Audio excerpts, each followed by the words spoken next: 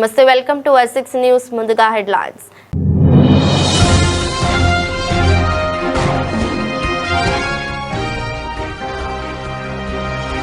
భారత్ తో mother of all deals, Europe పై America సంతృప్తి.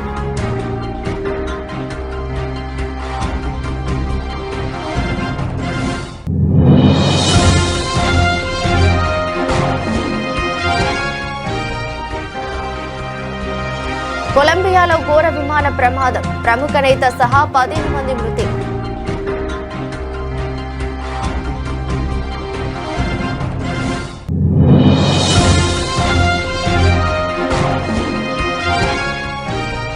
ప్రభుత్వ లాంఛనాలతో పవార్ అంత్యక్రియలు, హాజరైన పలువురు రాజకీయ ప్రముఖులు.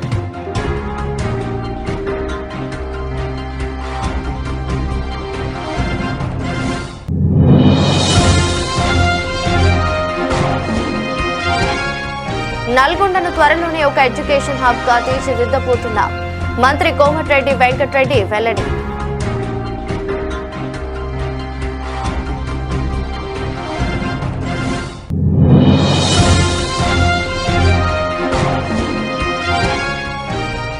డిఎం శ్రీహరి కారణంగానే పార్టీ నుంచి వెళ్లిపోయా, బీఆర్ఎస్ లో చేరిన ఆరూరి రమేష్.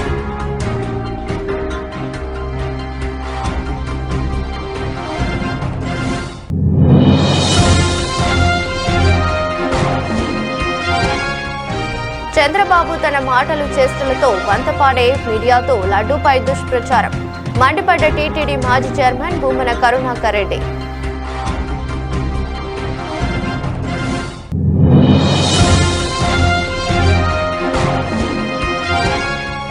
రెండేళ్ల చంద్రబాబు పాలన జంగల్ రాజులా ఉందని జగన్ విమర్శ, మద్యం ఇసుక మాఫియాలతో రాష్ట్రాన్ని దోచుకుంటున్నారని ఆరోపణ.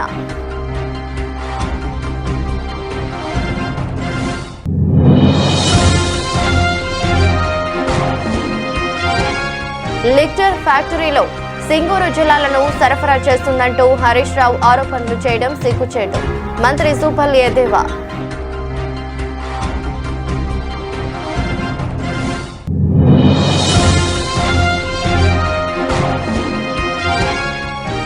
గల్లీ నుంచి ఢిల్లీ వరకు కేసీఆర్ మీద చెప్పే అబద్ధం అదే, బీఆర్ఎస్ వర్కింగ్ ప్రెసిడెంట్ కేటీఆర్ ఆగ్రహం.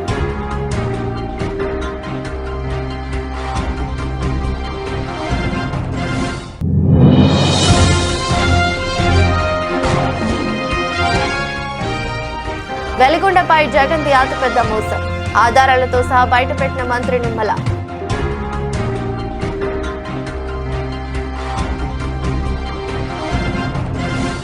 భారత్తో యూరప్ సమాఖ్య కుదుర్చుకున్న కొత్త వాణిజ్య ఒప్పందంపై అమెరికా తీవ్రంగా మండిపడింది.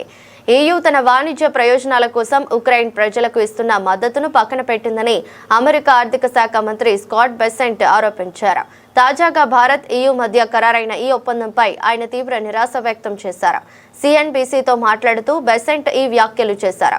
రష్యా నుంచి దిగుమతి చేసుకున్న చమురుతో భారత్లో తయారైన శుద్ధి చేసిన ఉత్పత్తులను యూరప్ దేశాలు కొనుగోలు చేస్తున్నాయని ఆయన ఆరోపించారు.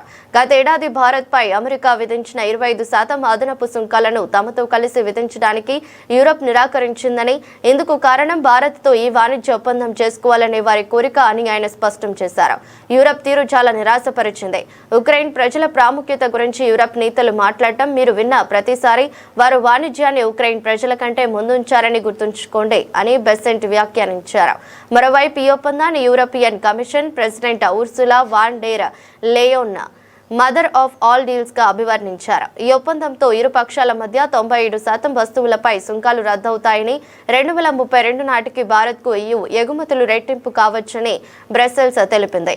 ట్రంప్ రెండో పర్యాయం అధ్యక్షుడిగా ఉన్న సమయంలో అమెరికా యూరప్ మధ్య వాణిజ్య సంబంధాలు ఉద్రిక్తంగా మారిన నేపథ్యంలో బెసెంట్ వ్యాఖ్యలు ప్రాధాన్యం సంతరించుకున్నాయి. I find the Europeans very disappointing because the Europeans are on the front line of the Ukraine-Russia war. The Europeans, India started buying sanctioned Russian oil, and guess who was buying the refined products? The Europeans. So the Europeans have been funding the war against themselves, and like something that you couldn't have made up. The U.S. sanctioned or put a 25% tariff on India for buying the Russian oil, the Europeans were unwilling to join us, and it turns out because they wanted to do this trade deal. So every time you hear a European talk about the importance of the Ukrainian people, remember that they put trade ahead of the Ukrainian people. Trade, European trade, more important than ending the war in Ukraine. They need energy, though, I guess, is part of their issue. At a price, they want cheap energy. But we could have cheaper energy too if we were willing to buy sanctioned Russian oil. What about Canada? కొలంబియాలో ఘోర విమాన ప్రమాదం చోటు చేసుకుంది. దేశ ఈశాన్య ప్రాంతంలోని నార్టే D సెంటాడర్ province లో ప్రభుత్వ రంగ విమానయాన సంస్థ సటెనాకు చెందిన ఒక చిన్న విమానం బుధవారం కుప్పకూలింది. ఈ దుర్ఘటనలో విమానంలో ప్రయాణిస్తున్న 2 సిబ్బంది 13 మంది ప్రయాణికులతో సహా మొత్తం 15 మంది అక్కడికక్కడే ప్రాణాలు కోల్పోయారు.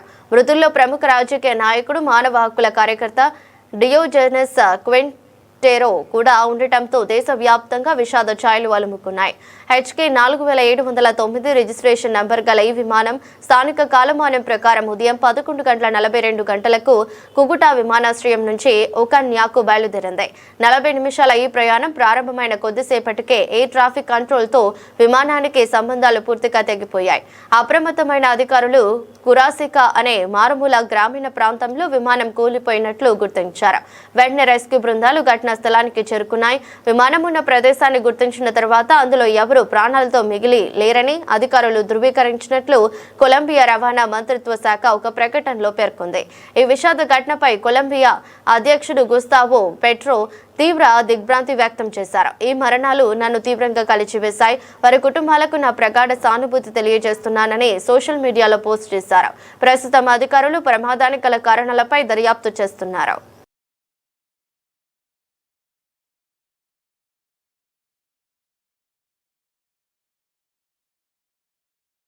విమాన ప్రమాదంలో మృతి చెందిన మహారాష్ట్ర ఉప ముఖ్యమంత్రి అజిత్ పవార్ అంత్యక్రియలు గురువారం ఉదయం 11 గంటలకు ప్రభుత్వ లాంఛనాలతో జరగనున్నాయి. ఈ మేరకు పూణే జిల్లాలో బారామతి సమీపంలోని విద్యా ప్రతిష్టాన మైదానంలో సంబంధిత ఏర్పాట్లు చేస్తున్నారు అధికారులు. పవార్ అంత్యక్రియలకు ప్రధానమంత్రి నరేంద్ర మోదీ సహా కేంద్ర మంత్రులు Amit Shah, Nitin Gadkari, Piyush Goyal, Maharashtra CM Devendra Fadnavis, deputy CM Eknath Shinde తదితరులు హాజరు కానున్నారు. ప్రజలు అంతిమ నివాళులర్పించేందుకు వీలుగా అజిత్ పవార్ భౌతిక కాయాన్ని విద్యా ప్రతిష్టాన్ మైదానంలో ఉంచారు. రాష్ట్ర డిప్యూటీ సీఎం అకాల మరణంతో నేడు రాష్ట్ర వ్యాప్తంగా సెలవుతో పాటు 3 రోజుల సంతాప దినాలు ప్రకటించారు సీఎం ఫడ్నవీస్. 66 ఏళ్ల పవార్ బుధవారం ఉదయం ముంబై నుంచి బారామతికి వెళ్తుండగా పొగమంచు కారణంగా రన్వే కనిపించకపోవడంతో ల్యాండింగ్ కు ముందు జరిగిన చార్టర్డ్ విమాన ప్రమాదంలో దుర్మరణం చెందారు. జడ్పీటీసీ ఎన్నికల ప్రచారం కోసం బారామతికి వెళ్తుండగా ఈ విషాద ఘటన చోటు చేసుకుంది. ఈ ప్రమాదంలో ఆయన సహా మొత్తం 5 ప్రాణాలు కోల్పోయారు. మృతుల్లో 2 పైలట్లు, ఓ సహాయకుడు, పవార్ వ్యక్తిగత భద్రతా అధికారి ఉన్నారు. వీరి మృతదేహాలను పోస్టుమార్టం అనంతరం అంత్యక్రియల కోసం కుటుంబ సభ్యులకు అప్పగించారు. అజిత్ పవార్ అంత్యక్రియలకు హాజరైన పలువురు రాజకీయ ప్రముఖులు, అంత్యక్రియలకు హాజరైన సీఎం దేవేంద్ర ఫడ్నవీస్, ఏక్నాథ్ షిండే, కేంద్ర మంత్రులు అమిత్ షా, గడ్కరీ, అజిత్ పవార్ అంత్యక్రియలకు హాజరైన మంత్రి నారా లోకేష్.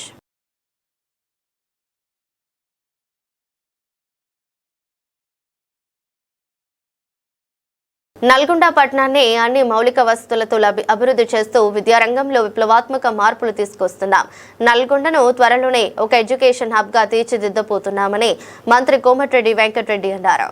మీరు ఎక్కడైనా చూడండి, తెలంగాణలో ఉస్మానియా, కాకతీయ తర్వాత పెద్ద క్యాంపస్, మంచి క్యాంపస్ ఎక్కడుందంటే ఎంజీ యూనివర్సిటీ అని చెప్పక తప్పదు. అలాంటి యూనివర్సిటీ కట్టించిన, అందులో ఇంజనీరింగ్ కాలేజ్ పెట్టించిన, JNTU MBA కోర్సెస్ పెట్టించిన, ఇంకా ఎన్నో కోర్సెస్ పెట్టుకుంటూ మొన్న మేడారం క్యాబినెట్ మీటింగ్ లో B pharmacy, D pharmacy, M ఫార్మసీతో పాటు LLB law college, LLM college కూడా మొన్ననే క్యాబినెట్ లో అప్రూవ్ చేసుకున్నాం. సమ్మక్క సారక్క సాక్షిగా నేను మినిస్టర్ అయిన తర్వాత దాదాపు 200 కోట్ల బిల్డింగ్లు కూడా అక్కడ కట్టడం జరిగింది. ఇక్కడ యంగ్ ఇండియా స్కూల్ దాదాపు 175 కోట్లతోని మన బిల్డింగే ఫాస్ట్ గా నడుస్తుంది. దానికి ప్రతి వారం కూడా కలెక్టర్ గారికి చెప్పిన, ప్రతి వారం మానిటరింగ్ చేసి 2500 మంది పిల్లల్ని, అందులో ఓసీలు, బీసీలు, మైనార్టీలు, ఎస్సీలు ఒకటే దగ్గర ఉండే విధంగా 1000 మంది ఒకటేసారి భోజనం చేసే విధంగా ఈ రోజు కుల మతాలకు అతీతంగా చిన్నప్పుడే అవగాహన పెంచాలని 22,000 కోట్లతో ఇవాళ యంగ్ ఇండియా ఇంటర్నేషనల్ స్కూల్ మనం కడుతున్నామంటే ఇవాళ ఈ ప్రభుత్వం విద్యకు ఎంత ప్రాధాన్యం ఇస్తుందో విద్యాశాఖ మంత్రి అయిన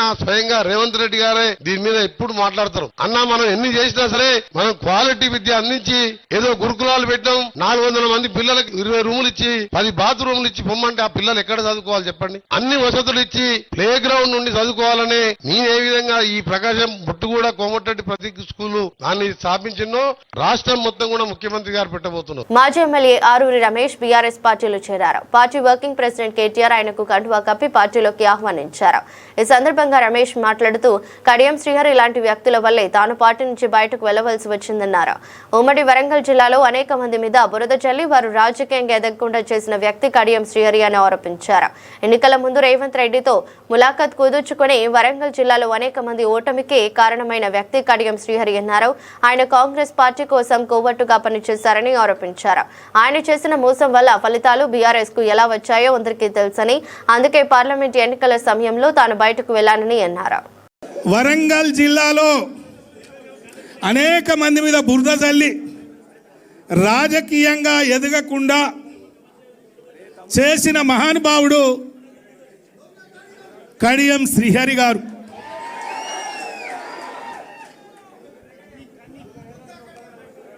ఎన్నికల ముందు రేవంత్ రెడ్డితో ములాఖాత్ కుదుర్చుకొని మొన్న జరిగిన ఎన్నికల్లో నా ఓటమితో పాటు వరంగల్ జిల్లాలో అనేక మంది ఓటమి కోసం కాంగ్రెస్తో ములాఖతై కొవర్ట్గా పనిచేసి ఒక టీమును తయారు చేసి మరి ఏ విధంగా మోసం చేసిండో ఆ ఫలితాలు ఏ విధంగా వచ్చినో మీ అందరికీ తెలుసు. మరి ఇలాంటి దుర్మార్గులున్న పరిస్థితిలో పార్లమెంటు ఎన్నిక సందర్భంగా మేము ఒక నాయకుని శిక్షణతో ఒక క్రమశిక్షణంగా పనిచేసి రాజకీయాల్లో గ్రామాల్లో ప్రజల అభిమానాలు, కార్యకర్తల అభిమానాలు, నాయకుల అభిమానాలను మేము కొనియాడినాం, పొందినాం.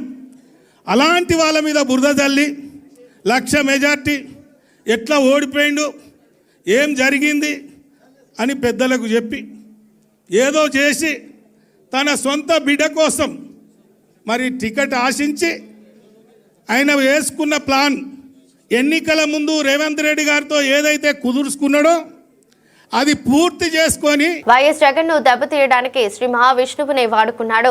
శివుపాలుడే సిగ్గుపడేలా, కంసుడే చెవులు మూసుకునేలా, సమస్త రాక్షసులు నోరు వెళ్లబెట్టేలా చంద్రబాబు తన మాటలు చేష్టలతో వంతపాడే మీడియాతో లడ్డూపై దుష్ప్రచారం చేయించాడు. నెయ్యిలో జంతు కొవ్వు కలిసిందని శ్రీవారి లడ్డూపై తప్పుడు ప్రచారం చేశారని టీటీడీ మాజీ చైర్మన్ భూమన కరుణాకర్ రెడ్డి మండిపడ్డారు. జగన్ గారిని దెబ్బతీయటానికి జగమంతా కొలిచేటువంటి శ్రీ మహావిష్ణువుని వాడుకొని శిశుపాలుడే సిగ్గుపడేలా, కంసుడే చెవులు మూసుకునేలా, సమస్త రాక్షసులు నోరు వెళ్లబెట్టేలా చంద్రబాబు నాయుడు గారు తన మాటలతో, చేష్టలతో, తన వంత పాడేటువంటి పత్రికలు, ప్రసార మాధ్యమాలతో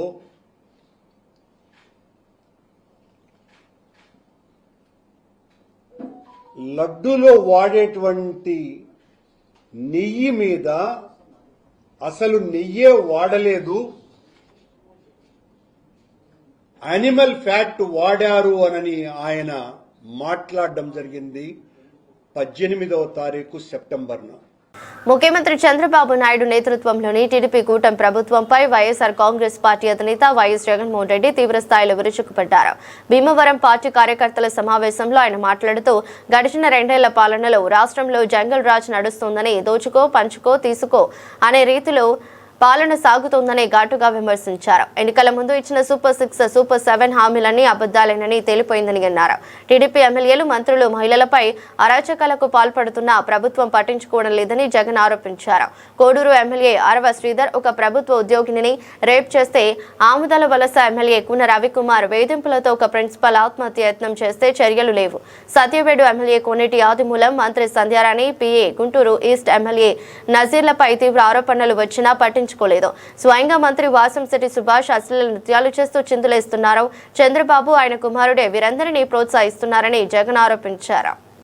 చంద్రబాబు నాయుడు గారి ఎమ్మెల్యేలు, చంద్రబాబు నాయుడు గారికి సంబంధించిన వాళ్ళంతా ఏ స్థాయిలోకి వెళ్ళిపోయినారంటే, నిన్న 20 పేపర్లో చూసిన కోడూరు ఎమ్మెల్యే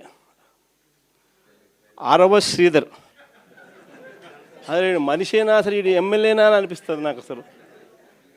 అసలు ఈ ఆరవ శ్రీధర్ అనేవాడు ప్రభుత్వ ఉద్యోగి అయిన ఒక అమ్మాయిని భయపెట్టి, బెదిరించి, రేపు చేసి, హెరాస్ చేసి, స్వయంగా ఆ అమ్మాయి తనకు జరిగిన అన్యాయాన్ని కూడా ఏకంగా సాక్ష్యాలు, ఆధారాలతో సహా బయటపెట్టింది.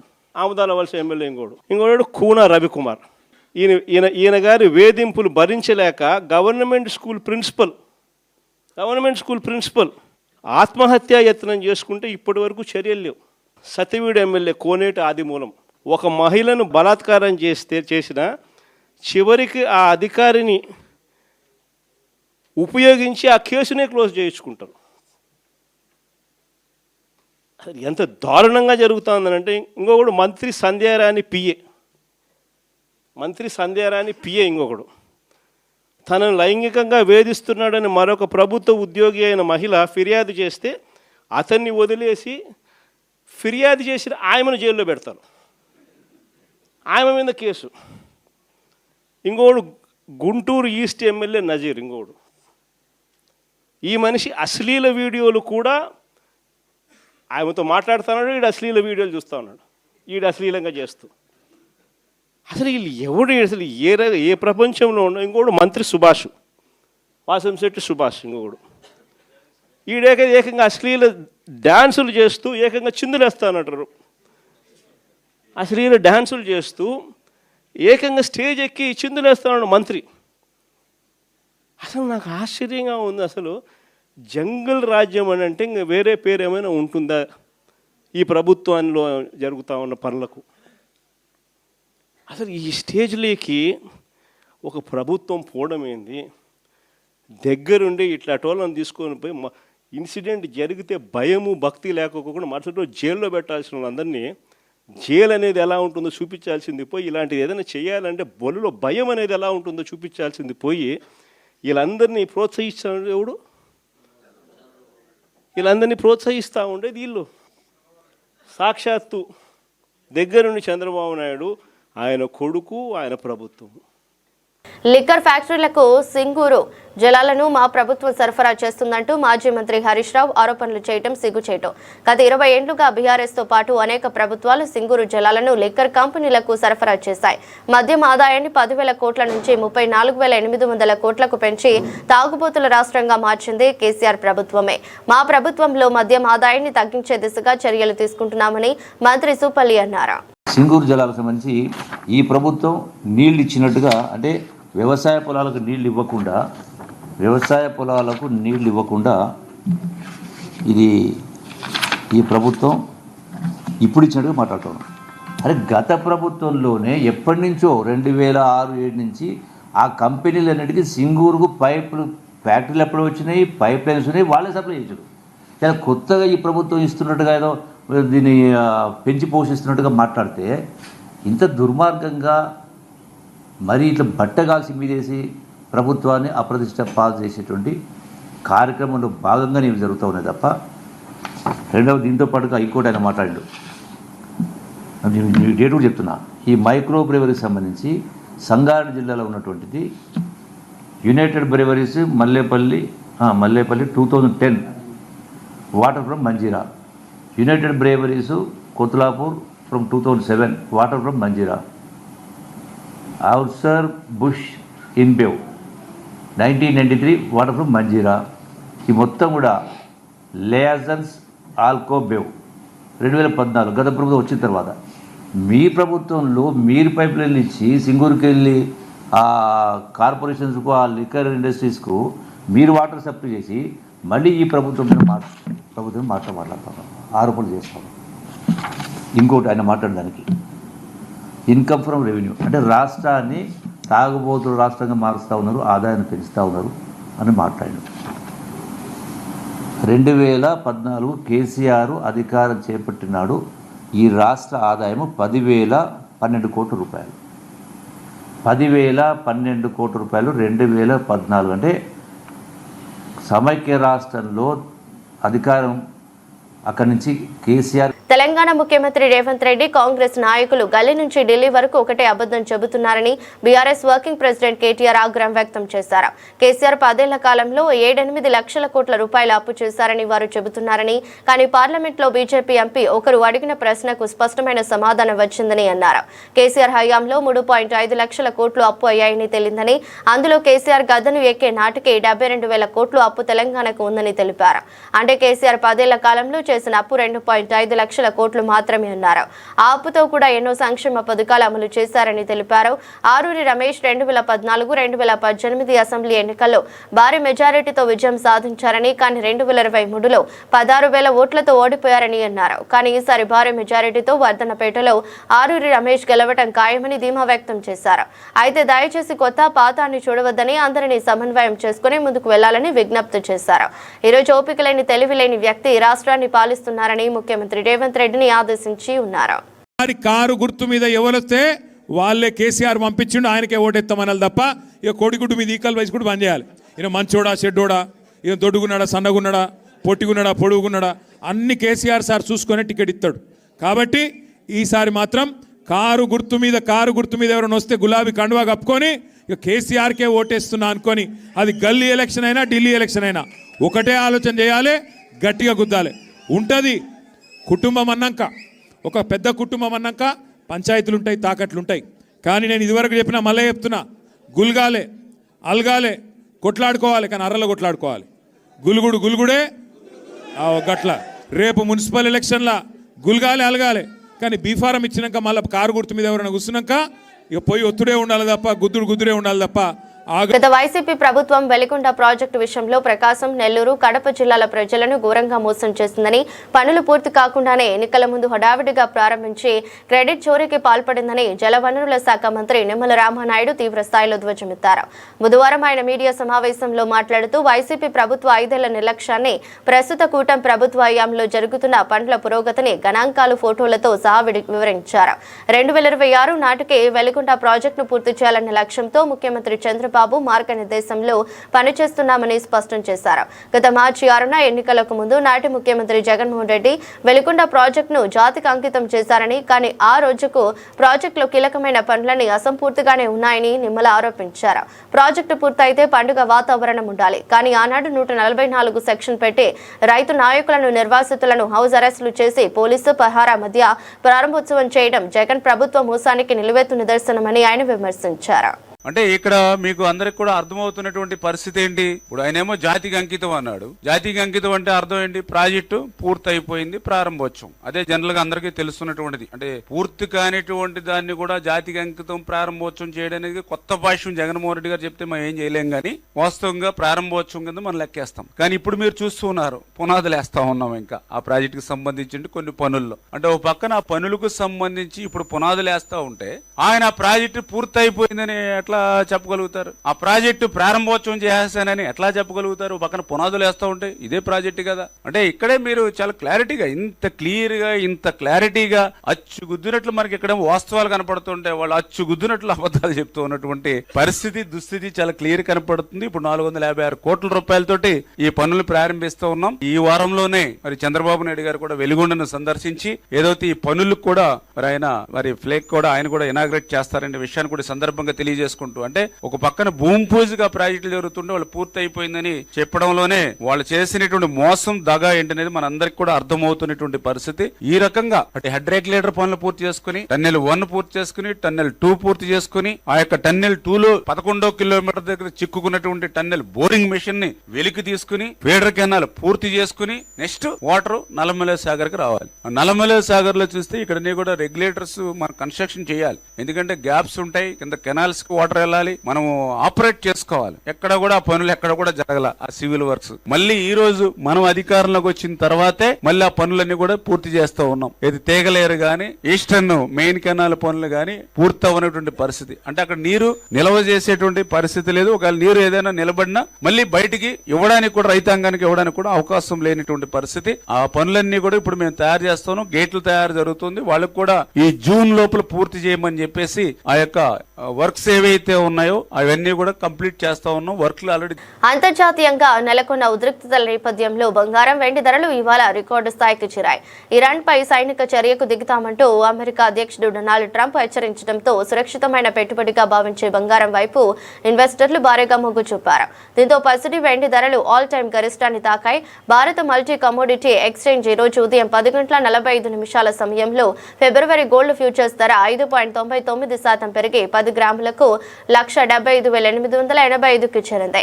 అదేవిధంగా మార్చి సిల్వర్ ఫ్యూచర్స్ 4.24% వృద్ధితో కిలోకు 4,01,000 రూపాయల 699 పలికింది. అంతర్జాతీయ మార్కెట్లలోనూ ఇదే ధోరణి కనిపించింది. యుఎస్ డాలర్ బలహీనపడటం, వివిధ దేశాల సెంట్రల్ బ్యాంకులు పెద్ద ఎత్తున కొనుగోలు చేస్తుండటం కూడా ఈ ర్యాలీకి కారణమైంది. అంతకుముందు అమెరికా ఫెడరల్ రిజర్వ్ వడ్డీ రేట్లను యథాతథంగా ఉంచుతున్నట్లు ప్రకటించడం కూడా బులియన్ మార్కెట్ కు కలిసి వచ్చింది. దీంతో పాటు అమెరికా మిత్ర దేశాల మధ్య టారిఫ్ ఉద్రిక్తతలు, అమెరికా ప్రభుత్వ షట్డౌన్ భయాలు కూడా పసిడికి డిమాండ్ పెంచాయి.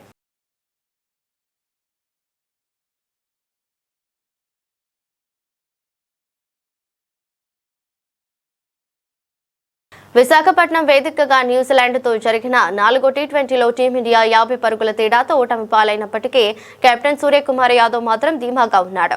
ఈ ఓటమి తమకు ఒక గొప్ప పాఠమని, రాబోయే ప్రపంచ కప్ కు సిద్ధమవడంలో భాగంగానే తాము ఉద్దేశపూర్వకంగానే 5 స్పెషలిస్ట్ బౌలర్లతో బరిలోకి దిగామని ఆయన స్పష్టం చేశారు. మ్యాచ్ అనంతరం సూర్య మాట్లాడుతూ, మేము ఈ రోజు కావాలనే 6 బ్యాటర్లు, 5 పక్కా బౌలర్లతో ఆడాం. 200 పరుగుల లక్ష్యాన్ని ఛేదించేటప్పుడు ఆరంభంలోనే వికెట్లు పడితే మిగిలిన వారు ఎలా ఆడతారో రక్షించాలనుకున్నాం. అందుకే ఈ కఠిన నిర్ణయం తీసుకున్నాం.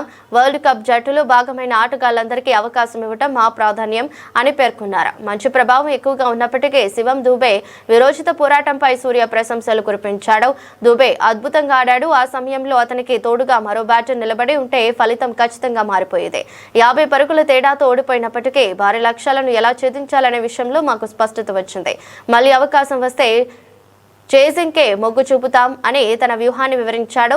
వరుసగా 3 విజయాల తర్వాత భారత్కు తొలి ఓటమి. ఫిబ్రవరిలో జరగనున్న టీ20 వరల్డ్ కప్ కోసం భారత జట్టు కూర్పుపై యాజమాన్యం చేస్తున్న ప్రయోగాల్లో భాగంగానే ఈ మార్పులు జరిగినట్లు తెలుస్తోంది.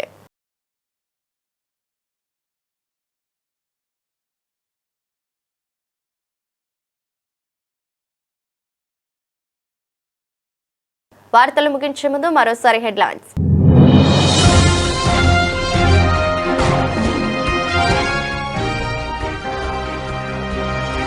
భారత్తో mother of all deals, Europe పై అమెరికా సంతృప్తి.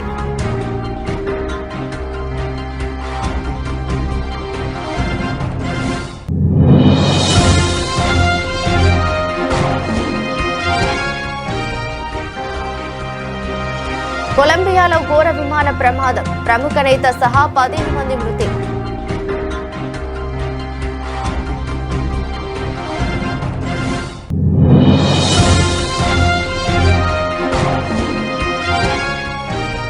ప్రభుత్వ లాంఛనాలతో పవార్ అంత్యక్రియలు, హాజరైన పలువురు రాజకీయ ప్రముఖులు.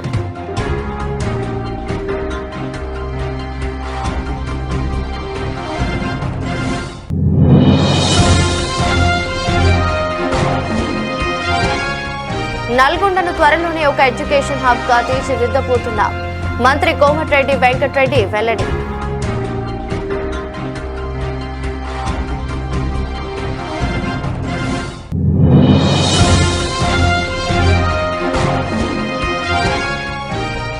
డిఎం శ్రీహరి కారణంగానే పార్టీ నుంచి వెళ్లిపోయా, బీఆర్ఎస్ లో చేరిన ఆరూరి రమేష్.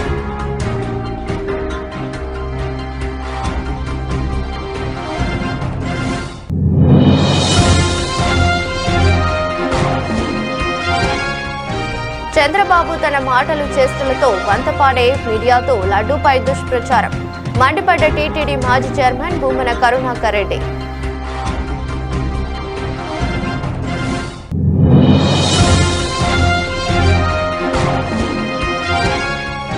రెండేళ్ల చంద్రబాబు పాలన జంగల్ రాజులా ఉందని జగన్ విమర్శ.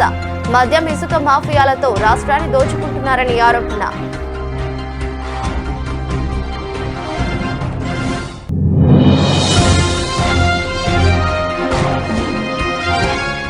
లిక్టర్ ఫ్యాక్టరీలో సింగూరు జిల్లాలను సరఫరా చేస్తుందంటూ హరీష్ రావు ఆరోపణలు చేయడం సిగ్గుచేటు.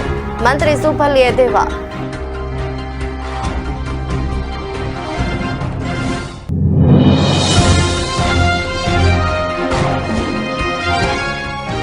గల్లీ నుంచి ఢిల్లీ వరకు కేసీఆర్ మీద చెప్పే అబద్ధం అదే. బీఆర్ఎస్ వర్కింగ్ ప్రెసిడెంట్ కేటీఆర్ ఆగ్రహం.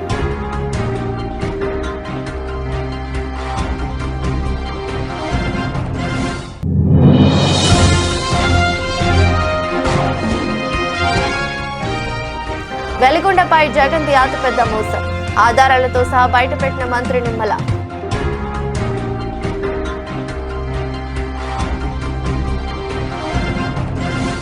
ఇదే బులెటిన్. మరో బులెటిన్లో మళ్ళీ కలుద్దాం. అంతవరకు సెలవు. నమస్కారం.